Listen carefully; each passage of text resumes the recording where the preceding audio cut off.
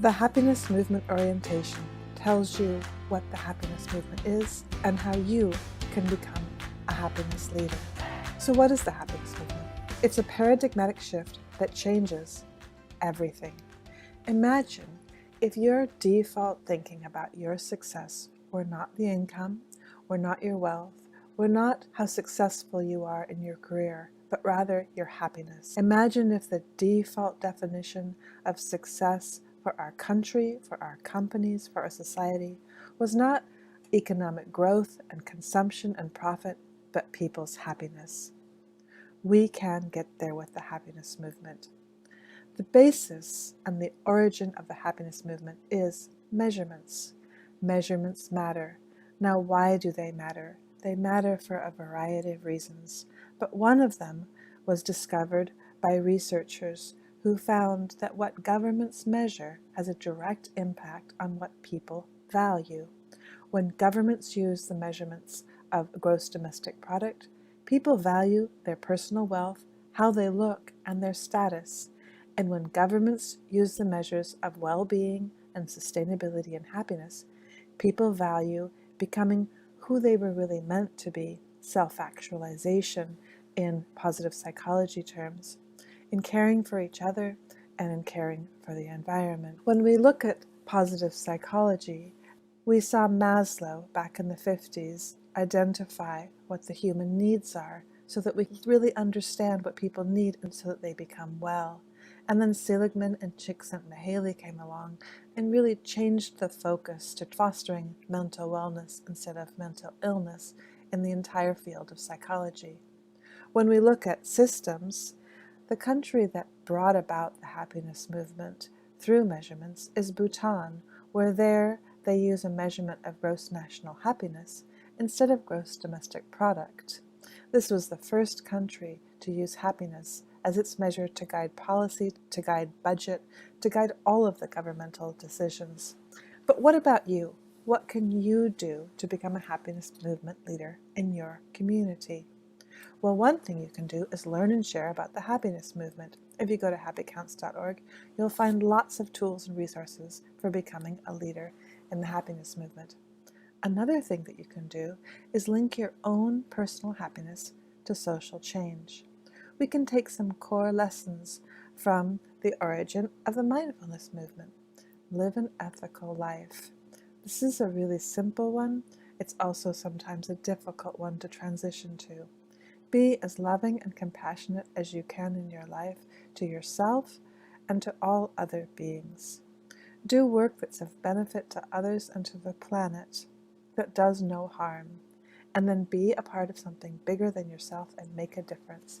And this is where leadership in the happiness movement comes along. So let's dive into happiness. Now I'll warn you, be prepared for radical change, because when you start doing leadership work in the happiness movement, you will see changes in your life and changes in your perspective, revolutionary to how you live your life. Now a little bit more on the origins of the happiness movement. Back in 1776, there is a phrase that Thomas Jefferson wrote.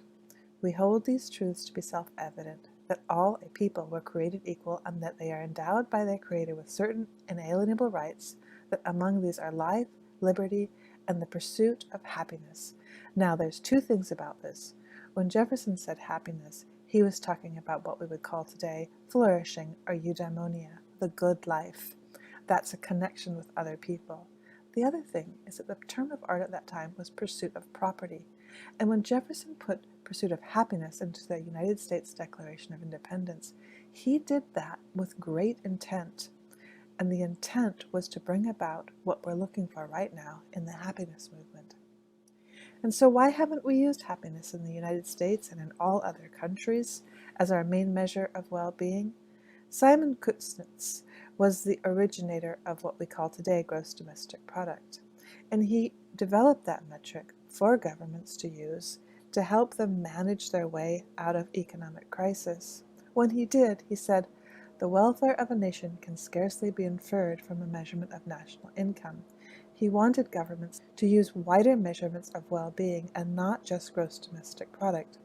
But somehow or other, and that's a longer story, We're using gross domestic product in almost every country to guide our policy decisions.